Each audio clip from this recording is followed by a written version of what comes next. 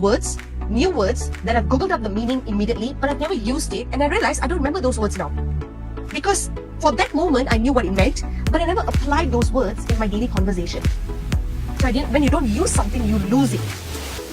Attitudes to buying and reading books. So you're talking to young people, and here they have not given you your role. They just say you are just a random person. Sometimes they'll tell you, they say you are the principal, or you are an adult, or you are a teenager yourself.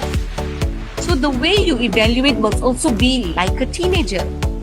All the way until calcium before this transition element. Okay, so the first 20 elements, it is recommended that you are very familiar with them, that you can tell, like I say, 19, you can immediately tell like its place your kind of situation. It also it is applicable to both the front and the back part of the element.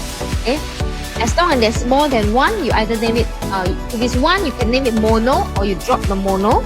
Okay, depends on how common it is. Sometimes you keep the mono, sometimes you drop 5 the mono. bottles, you times 5. Okay, so 5 times 5. Very good. 875. So 875, this is in milliliter. We need to convert to liter. So what do? We divide by 1000. So 1.